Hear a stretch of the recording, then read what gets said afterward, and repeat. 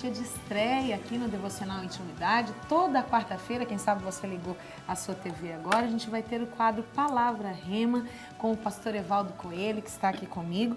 E a gente vai ter um tema, sempre um tema especial, né? A gente vai ser um tema subsequente, ou seja, nós vamos estudar às vezes por várias semanas o mesmo tema, a partir da raiz da palavra, no grego, no hebraico, e vamos mergulhar juntos na profundidade da palavra de Deus. Então o tema que nós vamos começar a estudar agora é o DNA de Deus. E nós temos um texto base para isso, né, pastor? Exatamente. E vamos ler esse texto então? Pode ler. Posso ler? Então, Atos dos Apóstolos, capítulo 17, versículo 26. Nós vamos nos ater a esse versículo. Ele diz assim, ó. De um só fez toda a raça humana para habitar sobre toda a face da terra, havendo fixado os tempos previamente estabelecidos e os limites da sua habitação. O que tem para nós aí, pastor? Querido telespectador, quando o apóstolo Paulo foi fazer a sua viagem missionária e ele esteve em Atenas, eles tinham um anfiteatro, uma casa onde os gregos, os epicureus estoicos, ficavam filosofando e conjecturando a respeito dos deuses e conhecendo toda a mitologia grega. E nesse areópago, uma espécie de anfiteatro, eles foram fazendo assim uma galeria das pessoas importantes, de Júpiter, de Marte, de Netuno, e pensaram assim, se a gente esquecer um deus da mitologia, que talvez até a gente não conheça, ele vai ficar muito triste com a gente, vai ficar irado com a gente. Vamos fazer também um espaço, um local, e vamos colocar, esse local é o local ao Deus desconhecido. Quando o apóstolo Paulo entrou no Areópago, ele foi tomado de uma unção do Espírito Santo e disse, varões atenienses, o Deus que vocês não conhecem é o Deus que eu conheço. Esse Deus, ele é tão tremendo que ele, ao iniciar a raça humana, ele não usa um casal macho e fêmea, mas ele cria um tipo macho e fêmea dentro de uma unidade. A Bíblia diz que quando Deus criou Adão, criou macho e fêmea, mas ele não tirou a fêmea para fora, a fêmea estava dentro do macho. Então veja bem, nós vamos, nesse mês talvez inteiro, nós vamos falar do DNA de Deus, vamos falar de família, vamos falar de casamento, e aí ele disse, o Deus que vocês não conhecem é Deus que de um só fez toda a raça humana. Nós vamos pedir à nossa técnica que coloque na tela o original grego e nós vamos explicar algo que é muito, muito maravilhoso. Se você notar, lá em cima está escrito, e de um só fez. A palavra é um número ordinal. Só é uma palavra que no dicionário Strong, no dicionário grego, é número 129. Todas as palavras têm um número. E essa palavra grega é Aima. Então ele disse de um Aima. Ele disse de um DNA. Ele criou toda a raça humana. Então, se você vê a palavra 129, Aima, significa sangue. Não somente de homem, mas também de animais. Então ele disse assim, Mônica, de um sangue só. De uma formação genética só. Única. Ele fez toda a raça humana. Então, quando a gente ministra um casamento, a gente celebra o casamento e diz assim, esse é osso dos meus ossos, essa é carne da minha carne. Mas segundo esse texto de Atos dos Apóstolos, ela é sangue do meu sangue. Então, na realidade, um casamento que é celebrado por Deus, esse sacramento tremendo que iniciou no Jardim do Éden, você passa a ser carne da carne, osso do osso e sangue do sangue. O que nós estamos trazendo para você de conhecimento? Que era osso, você já sabia, porque Deus pegou a costela. Foi tirada, exatamente. A costela. Que já tinha carne, você já sabia, porque veio carne junto. Mas que ele também trouxe o sangue. Não daria para separar realmente.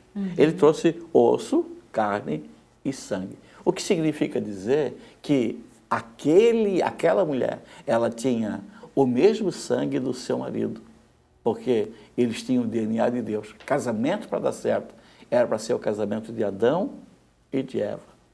Quando Deus criou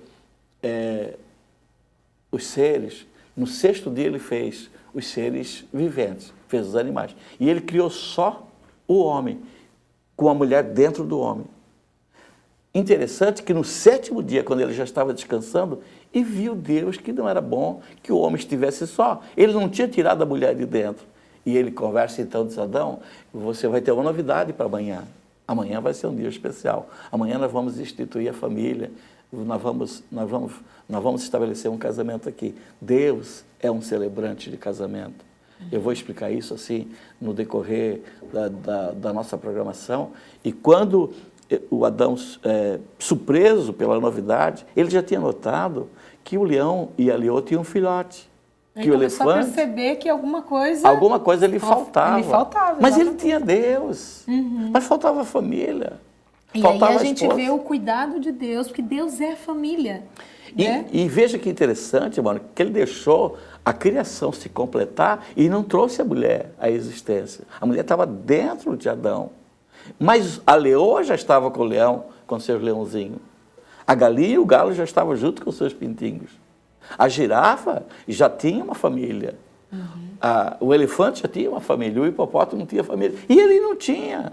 O homem que tinha a sabedoria de Deus, porque ele poderia colocar o nome em todos os seres viventes. Um homem que tinha domínio, porque ele guardava o jardim. Um homem que não ficava doente. Um homem que não tinha dores. Um homem que não contraía gripe.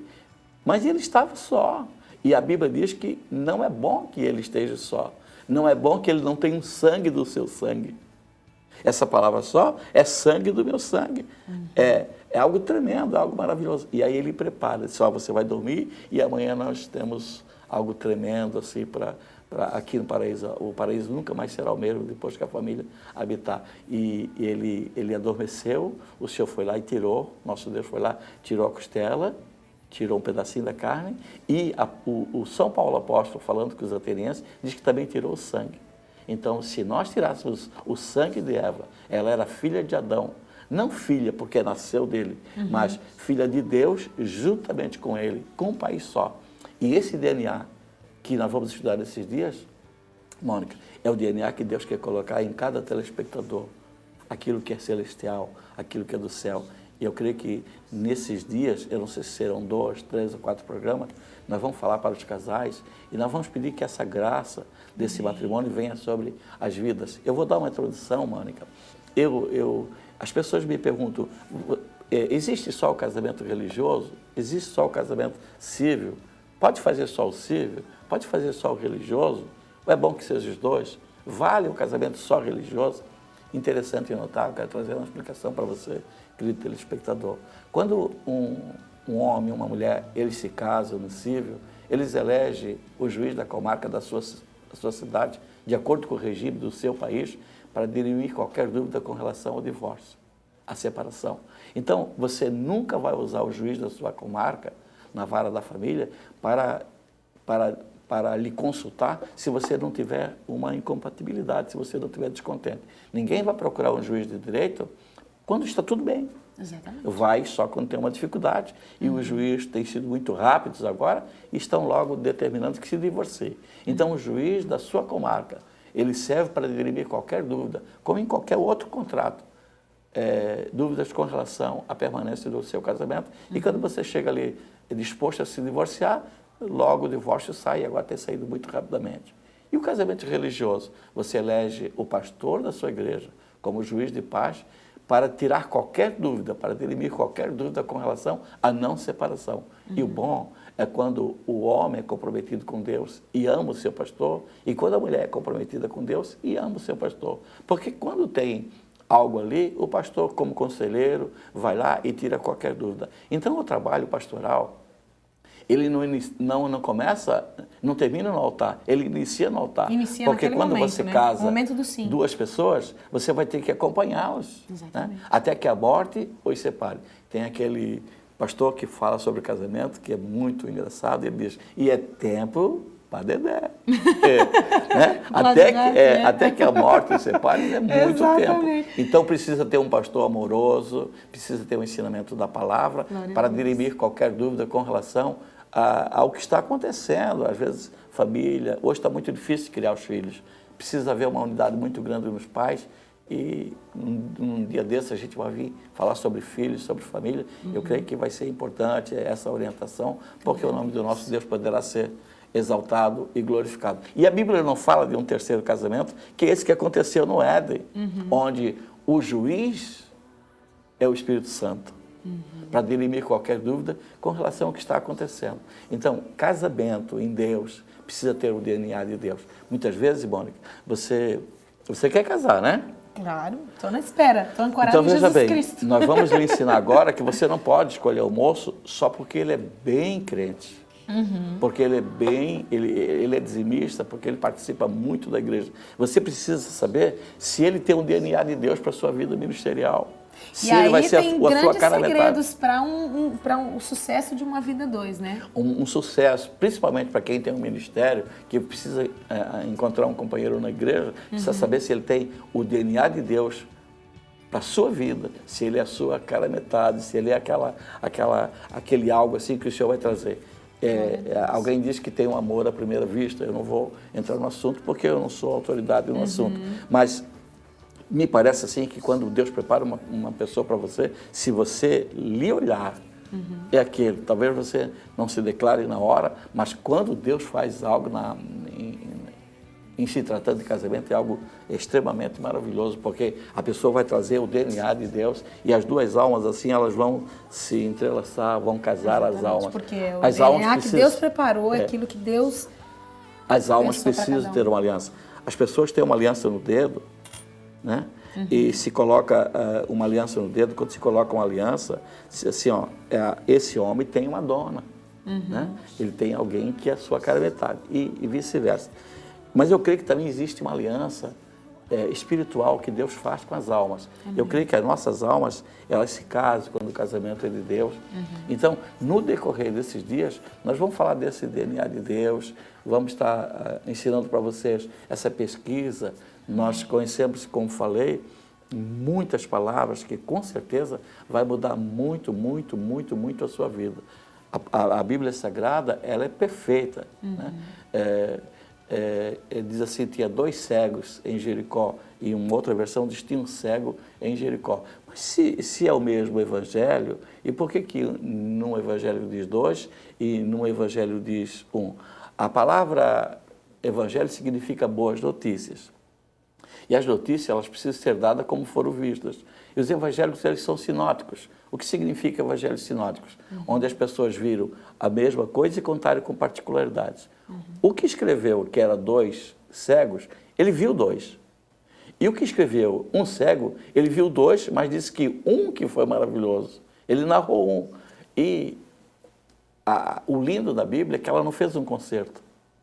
Porque, imagina, sempre que a gente descobria que tinha alguma coisinha, a gente fazia um concerto. Então, a Bíblia não seria mais do original. Então, as coisinhas, que até às vezes têm 2 pontos de vista, é porque as pessoas viram de ângulos diferentes e narraram de forma diferente. Outro dia, alguém perguntou assim para mim, qual é o melhor ponto de vista?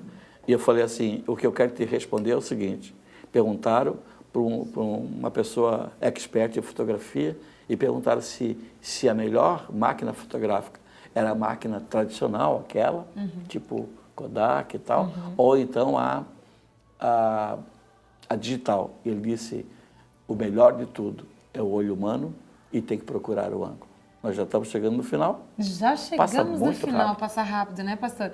Então, quem está do outro lado aí, quarta-feira que vem, a gente vai continuar esse tema maravilhoso, o DNA de Deus. Você já deu para ter uma pinceladinha, né, pastor? Que tem muita coisa boa aí, o Senhor vai ministrar. E eu achei muito importante a gente começar com esse tema já, família, né? Que é tão importante para os nossos dias, para a nossa realidade. Pastor, quero agradecer já, né, para a gente estar junto aqui. Toda quarta-feira de manhã, 8 horas, a gente vai estar juntinho aqui ministrando com esse povo lindo aí, né?